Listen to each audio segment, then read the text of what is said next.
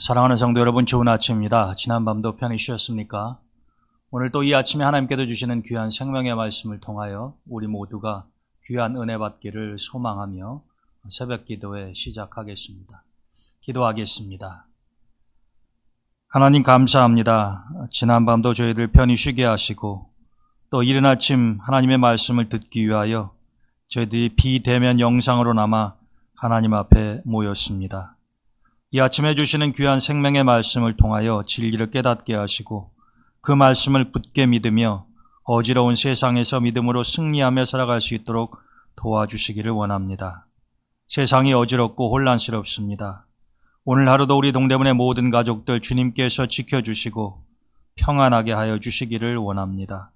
수능시험을 앞둔 우리 자녀들에게 지혜를 주시고 환우들을 치료하시고 우리 동대문의 모든 가족들이 어디에 있든 주님께서 동행해 주시옵소서. 오늘 저희들에게 귀한 은총의 시간 주심을 감사드리며 예수님의 이름으로 기도드립니다. 아멘. 오늘 우리에게 주시는 하나님 말씀은 에스라 8장 21절에서 23절까지입니다. 그때 내가 아하와 강가에서 금식을 선포하고 우리 하나님 앞에서 스스로 겸비하여 우리와 우리 어린아이와 모든 소유를 위하여 평탄한 길을 그에게 간구하였으니 이는 우리가 전에 왕에게 아뢰기를 우리 하나님의 손은 자기를 찾는 모든 자에게 선을 베푸시고 자기를 배반하는 모든 자에게는 권능과 진노를 내리신다 하였으므로 길에서 적군을 막고 우리를 도울 보병과 마병을 왕에게 구하기를 부끄러워하였음이라. 그러므로 우리가 이를 위하여 금식하며 우리 하나님께 간구하였더니 그의 응답하심을 입었느니라. 아멘. 요즘 우리가 매주 수요일마다 에레미야서 강해를 통하여서 귀한 은혜를 받고 있는데 에레미야가 바벨론의 포로로 잡혀간 이스라엘 백성들에게 그러한 메시지를 전달합니다. 하나님께서 지금은 아니지만 70년 후에 너희들을 반드시 바벨론에서 예루살렘으로 돌려보낼 것이니 너희들은 그곳 바벨론에서 집을 짓고 농사를 하면서 결혼을 하여 가정도 이루고 그 땅의 평안함을 빌고 잘 거주하고 있어라. 하나님의 때가 되면 반드시 너희들이 고향으로 돌아갈 것이라 이렇게 이야기를 전했습니다. 여러분 정말 에레미야의 이 메시지를 들은 사람들이 그 말을 믿었을까요? 1년, 2년 후도 아닌 70여 년 후에 다시 고향으로 돌아간다고 한다면 아마 에레미야의 이 메시지를 들은 사람들 중에 대부분은 고향에 가지 못하고 죽는다는 이야기일 겁니다. 또 사실이 그러했습니다. 그러니 에레미야의 그 메시지가 그들에게 무슨 기쁜 소식이 되며 믿을 만한 말씀이었겠느냐라고 하는 것입니다. 에레미야라고 해서 그것을 몰랐을까요? 어쩌면 그냥 입을 닫고 가만히 있는 것이 낫지 그러한 메시지를 전하는 에레미야가 훨씬 더 힘들고 고통스러웠을 것입니다. 그러나 선지자의 사명이라고 하는 것이 무엇입니까? 선지자란 자기의 생각이나 자기가 원하는 말을 전하는 사람이 아니라 하나님이 하신 말씀을 그대로 전달하는 게 선지자의 임무 아닙니까? 에레미야도 생각해보면 그런 메시지를 전했다가 이스라엘 백성들에게 오히려 비난을 받고 화를 자초할지도 모른다라고 생각을 했을지 모르지만 그래도 그는 하나님의 선지자였기에 하나님의 말씀을 가감없이 전달하였습니다. 그리고 세월이 흘렀죠. 에레미야도 죽었습니다. 그러나 영원히 살아계신 하나님께서는 에레미야를 통하여 이스라엘 백성들에게 들려주셨던 그 말씀을 이루고 계신다고 하는 것을 우리가 오늘 본문 에스라서를 통해서 확인할 수가 있습니다. 당연하지만 놀라운 일이죠. 하나님께서는 그분이 정하신 때가 되매 느헤미야를 보내셔서 예루살렘 성벽을 재건하게 하셨고 에스라를 보내서 이스라엘 백성들에게 다시 하나님 말씀을 가르치며 그들의 신앙을 올바로 세우는 일을 하게 하신다라고 하는 겁니다. 오늘 이 아침에 제가 여러분들과 같이 나누고자 하는 말씀은 바로 바사의 왕, 페르시아 제국의 왕이었던 아닥사스다가 이제는 이스라엘 백성들이 원하는 사람은 예루살렘으로 돌아가도 좋다라고 하는 허락을 하고 난 이후에 에스라가 이스라엘 백성들을 모아서 이제 바벨론을 떠나 예루살렘으로 귀향하는 그러한 과정을 보여주고 있습니다. 여러분, 왕의 허락을 받았는데 에스라가 생각을 해보니 그 많은 사람들을 이스라엘로 데리고 가는 데에 얼마나 어려움이 많이 예상이 됩니까? 근데 그 와중에서도 에스라는 고향으로 돌아가고자 하는 사람들 가운데 레위 사람이 있는가라고 하는 것을 살펴봅니다. 왜 그랬을까요? 이 레위 지파가 제사장 역할을 하지 않습니까? 근데 만일 이 고향으로 돌아가는 행렬에 일행 중에 레위 사람이 없다고 한다면 나중에 예루살렘으로 돌아가서 누가 제사를 주관할 것이며 이스라엘 백성들의 신앙생활을 또 누가 지도할 것이냐라고 하는 것입니다. 그래서 길을 떠나기 전에 에스라 8장 18절에 보게 되면은 에스라가 레위 사람을 모읍니다. 찾아내는 거죠. 8장 18절에는 이렇게 되어 있습니다. 우리 하나님의 선한 손의 도우심을 입고 그들이 이스라엘의 손자 레위의 아들 말리의 자손 중에서 한 명철한 사람을 데려왔다. 그러니까 레위 지파 가운데 한 명철한 사람을 찾아서 에스라 앞에 데려왔는데 에스라는 이 레위 사람을 찾는 과정을 자기 힘으로 한 것이 아니라 하나님의 선한 손에 도우심을 입었다. 즉 하나님이 도와주셔서 이 레위 사람을 찾을 수 있었다. 이렇게 이야기합니다. 성경에는 이 하나님의 손에 대한 이야기가 많이 등장을 합니다. 특별히 에스라서에서도 오늘 본문도 마찬가지입니다만은 이 하나님의 손에 대해서 이야기하는 것을 볼 수가 있죠. 레위 사람을 찾을 때에도 하나님의 선한 손이 자기를 도왔다고 에스라는 간증합니다. 이제 드디어 예루살렘으로 돌아갈 준비가 끝났습니다. 그리고 이제 길을 떠나려고 할 때에 오늘 본문 21절 이하를 보게 되면 이스라엘 백성들이 아하와 강이라고 하는 곳에 모입니다. 성경에는 여러 강이 나오지 않습니까? 요단강도 있고 그발강도 있고. 그런데 지금 에스라가 이스라엘 백성들과 모여있는 강은 우리에게 그리 익숙치 않은 강인데요. 아하와라고 하는 강입니다. 거기에서 모여서 먼저 그들은 금식 기도를 합니다. 기도의 내용은 가장 중요한 기도의 제목은 하나님 이제 우리가 먼 길을 떠나게 될 텐데 도중에 여러 가지 어려움, 위험도 있을 줄 압니다. 그러나 하나님, 우리로 하여금 우리 자녀들과 함께 예루살렘에 안전하게 도착할 수 있도록 평탄한 길을 허락해 주십시오라고 기도하는 것입니다. 우리라고 하더라도 그러한 기도를 하나님께 당연히 드리지 않겠습니까?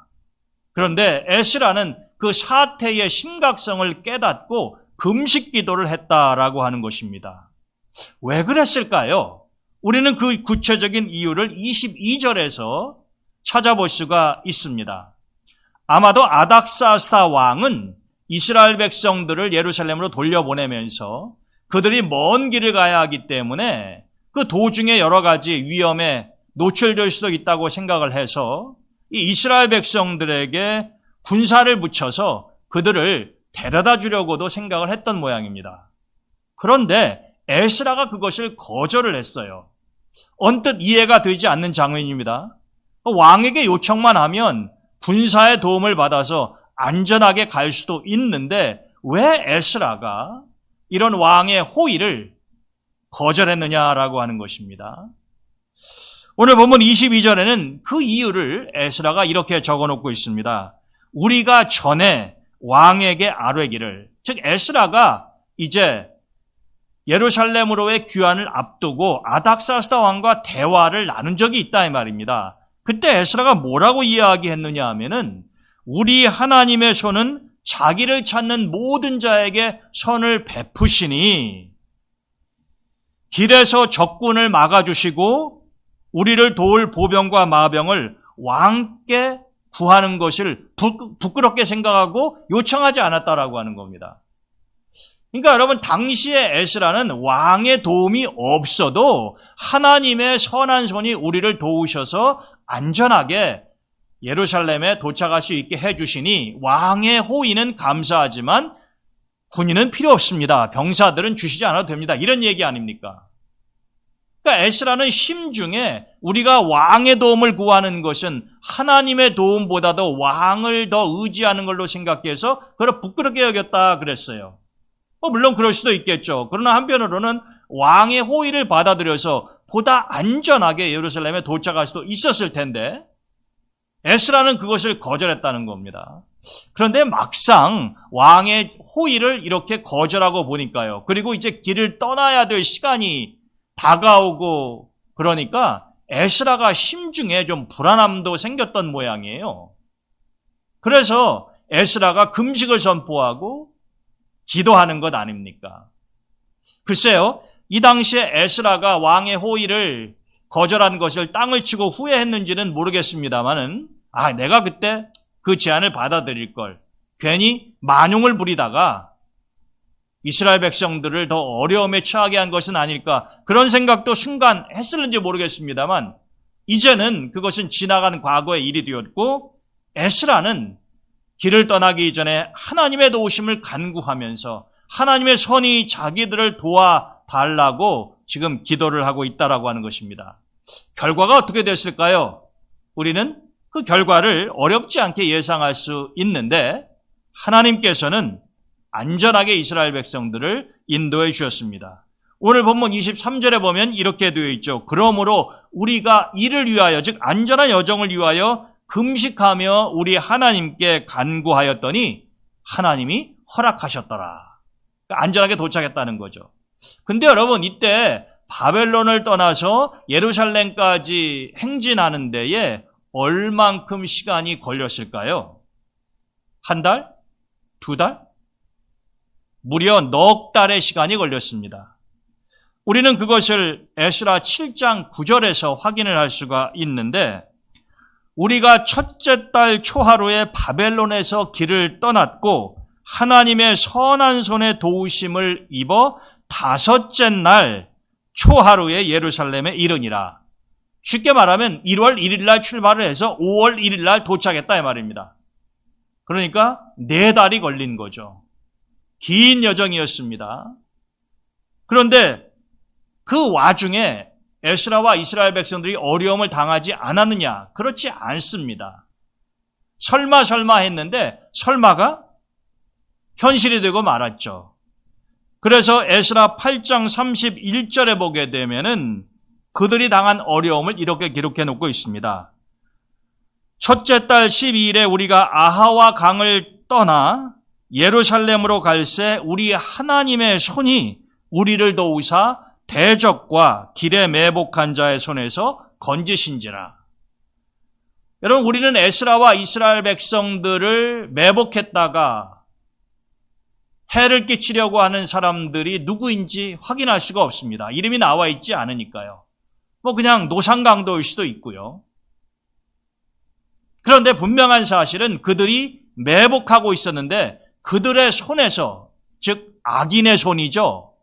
에스라와 이스라엘 백성들을 해치려고 하는 사악한 무리들의 손 아닙니까? 그 손을 물리치고 여호와 하나님의 손이 우리를 도우셨다라고 에스라는 이야기를 합니다. 그래서 에스라는 이스라엘 백성들이 바벨론으로 출발할 때부터 도착할 때까지 그 모든 일련의 과정이 하나님의 선한 손의 도우심으로 이루어졌다라고 말하는 것입니다. 하나님의 손은 전능하신 손이시죠. 그래서 에스라처럼 우리가 하나님의 선한 손의 역사를 바라보고 기도할 때에 에스라가 체험했었던 놀라운 하나님의 인도하심과 도움을 우리도 받을 수 있다라고 하는 것입니다. 마태복음 14장에 보게 되면은 예수님께서 갈릴리 호수 위를 걸어 오시는데 베드로가 주님을 보고 배에서 내려 물 위를 걷다가 일렁이는 풍랑을 보고 그 시선이 예수님을 떠나서 물을 바라보았을 때에 갈릴리 호수에 가라앉기 시작하지 않았습니까? 그때 주님께서 손을 내밀어 베드로를 붙들어 주셨다. 이렇게 마태는 기록하고 있습니다. 예수님의 손은 베드로를 구원하시는 손이죠. 생명을 건지시는 손 아니십니까? 마치 에스라 당시에 하나님의 선한 손이 매복한 손에서부터 이스라엘 백성들의 생명을 구했던 것처럼 지금 갈릴리 호수에 빠져 들어가는 베드로를 주님께서 손을 내미셔서 구해주셨다라고 하는 것입니다. 제가 이번에 미국에 갔을 때에 오니하고 함께 수영장에서 수영을 한 적이 있습니다. 오니 아빠도 엄마도 이제 같이 가서 수영을 한 적이 있었는데 어린 꼬마들이 혼자서 물속에 잘 들어가려고 하지 않죠. 또 얕은 곳도 아니고 좀 깊은 곳이라 생각이 되면은 들어가기를 주저합니다. 그런데 거의 모든 아이들이 아빠나 엄마가 먼저 물속에 들어가서 아빠가 잡아줄 테니 뛰어내려봐. 그러면 망설이다가도 환하게 웃으면서 물속으로 뛰어듭니다. 혼자서는 도저히 할 수 없는데 엄마나 아빠가 손을 들고 뛰어내려. 아빠가 붙잡아 줄게. 엄마가 잡아줄게. 그런 이야기를 하면 아이들이 물속으로 뛰어든다라고 하는 것입니다. 왜 그럴까요? 그들은 비록 어리지만 아빠, 엄마의 손의 능력을 알고 있는 거죠. 내가 물속에 뛰어들어도 아빠가 나를 붙잡아서 엄마의 손이 나를 붙잡아서 안전하게 보호해 줄 거라고 하는 것을 안단 말입니다. 우리 모든 사람들은 어린아이 시절을 거치지 않습니까? 여러분들과 저도 그런 시절이 있었죠. 우리는 압니다. 어린 아이들의 삶은 엄마의 손에서 특별히 길러진다고 하는 것, 이루어진다고 하는 것을 안단 말이죠. 아이들은 자신들이 대변과 소변을 보고 나서도 스스로 깨끗하게 하시는 능력이 없지 않습니까? 때로는 혼자서 밥을 제대로 먹지도 못해서 흘리기가 일쑤죠. 그럴 때 엄마가, 때로는 아빠가 모든 어지러 놓은 더러운 것들을 다 줍기도 하고 깨끗하게 닦아주기도 하지 않습니까? 스스로는 할 수 없지만 부모님의 사랑 가운데 그 모든 것들을, 그 은혜를 받으면서 어린 아이가 성장하여 소년이 되고 청년이 되었을 때 이제 스스로가 그러한 일을 감당할 수 있게 되지 않습니까?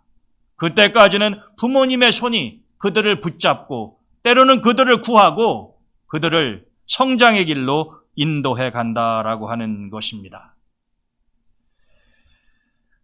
시편 기자는 시편 37편 24절에서 이렇게 이야기합니다.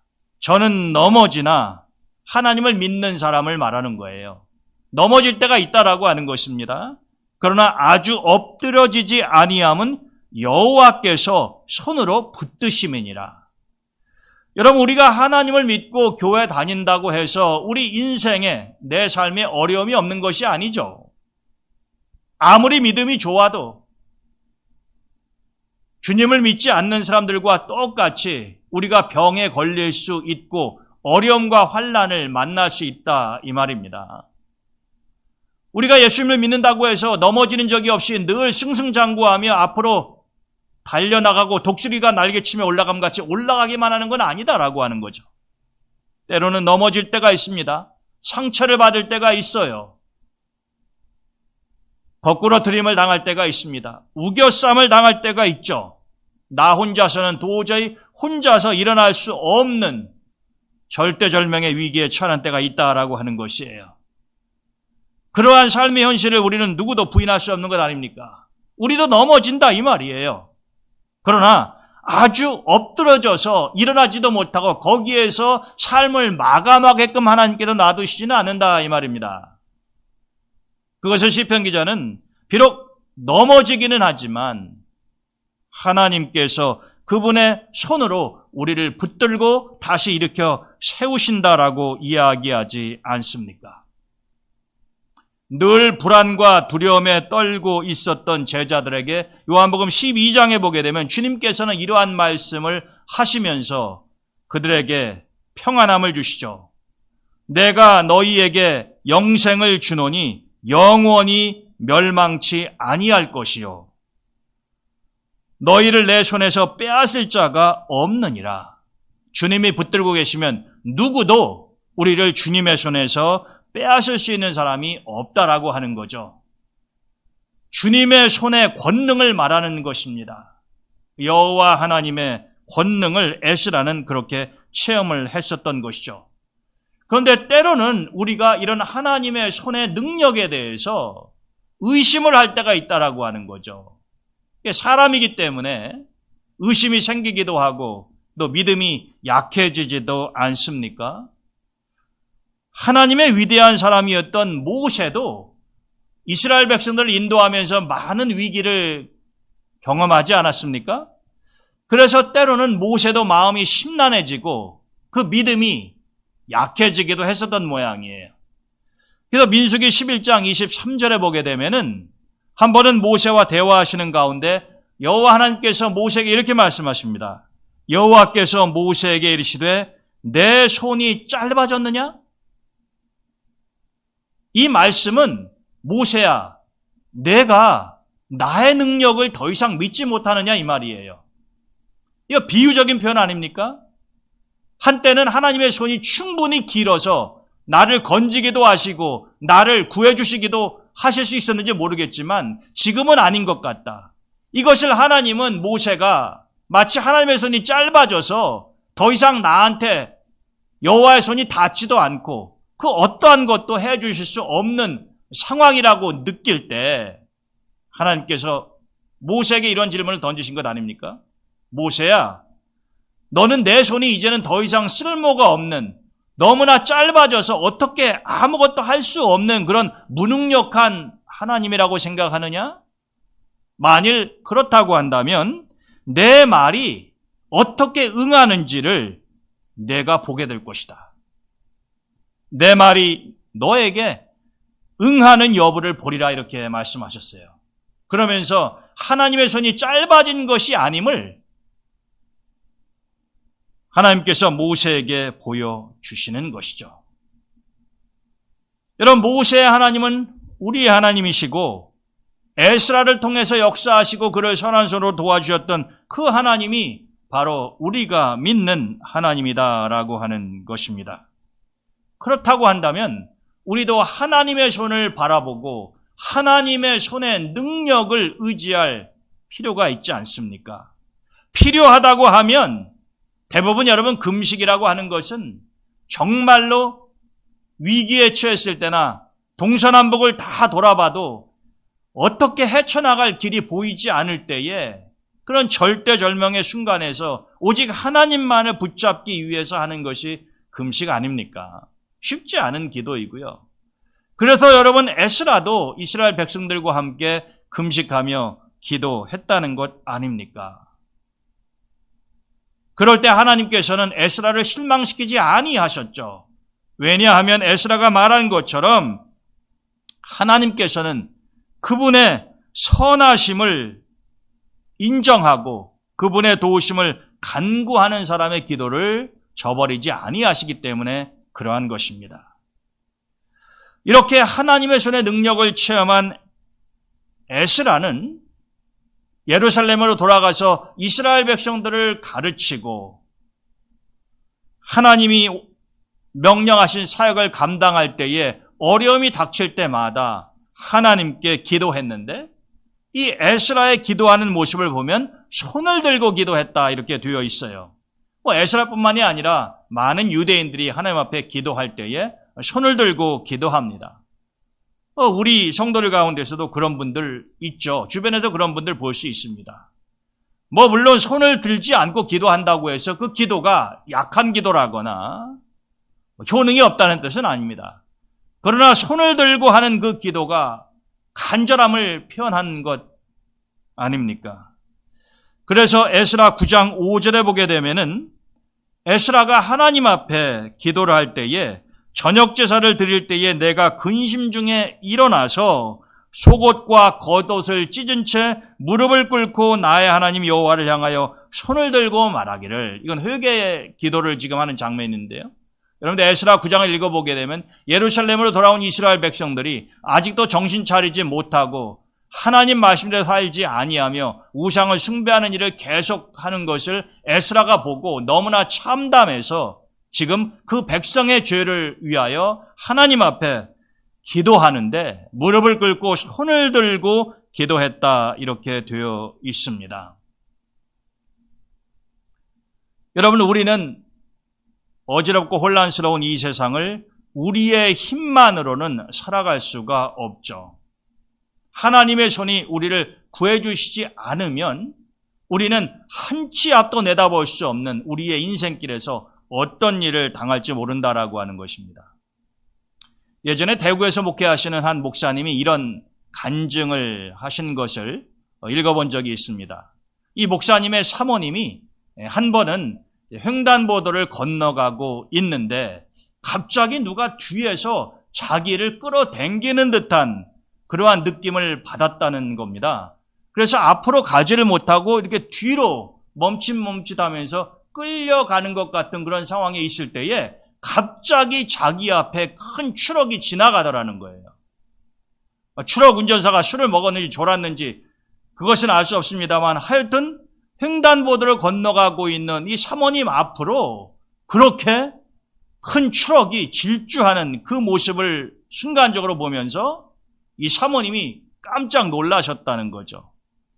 근데 여러분, 그 트럭이 그렇게 횡단보도를 지나가고 있는 그 시점에 사모님이 종종걸음으로 앞을 향해 걸어갔다고 한다면 10중 8구 그 트럭에 치여서 목숨을 잃거나 큰 부상을 당하지 않으셨겠습니까? 그런데 그때에 자기 뒤에서 누군가 끌어당기는 것을 느꼈다라고 하는 거예요. 그래서 사모님이 경험했었던 이 일을 간증하시면서 목사님이 성도들에게 그렇게 물으셨다고 합니다. 제 아내의 뒷덜미를 잡아당겼던 사람이 누구일까요? 물론 아무도 없었습니다, 사람은. 우리는 주님의 손이 그 사모님의 목을 뒤로 끌어당겼다라고 밖에는 말할 수 없지 않겠습니까? 물론 하나님의 능력, 주님의 역사하심을 믿지 않는 사람들에게는 그냥 우연히 생긴 일이라고 치부하고 넘어갈 수도 있겠습니다만은 그것은 결코 우연히 생긴 일이 아니다라고 하는 것이죠. 우리가 인생을 살아가다 보면은 내가 알게 모르게 여호와의 손이 나와 함께 하셔서 나를 수렁텅이에서 건지시고 넘어졌으나 다시 일으켜 세우셔서 나의 길을 가게 하시고 보호하시는 것을 경험하는 때가 얼마나 많이 있습니까? 그렇기 때문에 우리는 어떤 상황 가운데에서도 낙심하거나 좌절하거나 흔들리지 말고 여호와 하나님께 간구하면서 그분의 선한 손을 바라보아야 된다라고 하는 것이죠.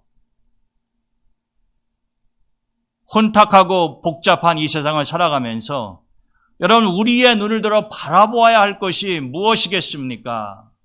정치인입니까? 돈입니까? 아니면 권력입니까? 그 모든 것들은 우리가 의지할 대상이 아니다라고 하는 것입니다.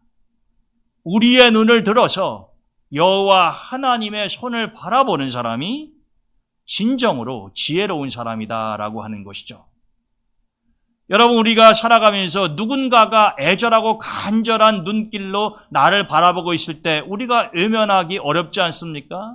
측은해서라도 도와주고 싶은 마음이 들잖아요. 나를 바라보고 있는 그 눈망울을 우리가 어떻게 외면하면서 그냥 지나갑니까? 진정으로 하나님을 믿는 사람이라고 한다면은 그렇게 하기가 참 어렵잖아요.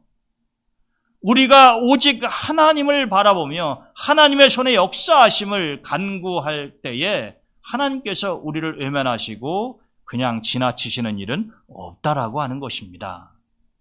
저는 우리 동대문교회 성도 여러분들이 오늘 에스라와 이스라엘 백성들이 체험했었던, 그리고 2000년 전 베드로가 갈릴리 호수에서 체험했었던 이 하나님의 능력의 손, 주님의 붙잡아 주시는 손의 역사와 능력을 체험하시면서 살아가기를 간절히 소망합니다.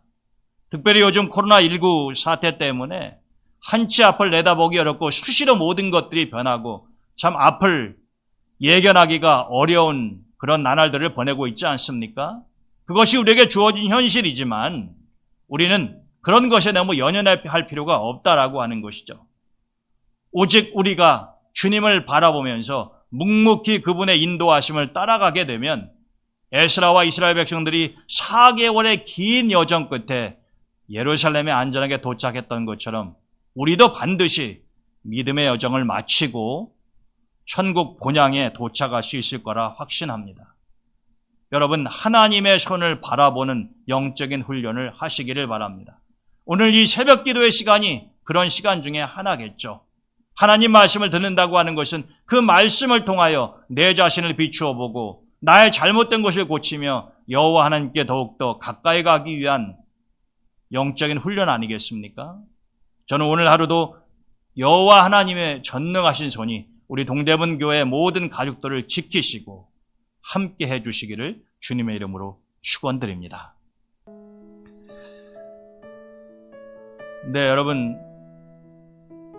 내일부터는 10% 이내이기는 하지만 우리가 대면 예배를 드리려고 합니다.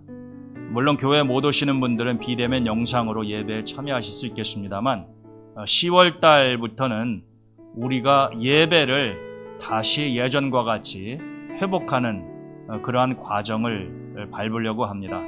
그래서 우선 일단 주일 예배, 수요 예배 대면으로 드리고 또 새벽 기도에도 점진적으로 예전처럼 우리가 대면으로 드리려고 합니다.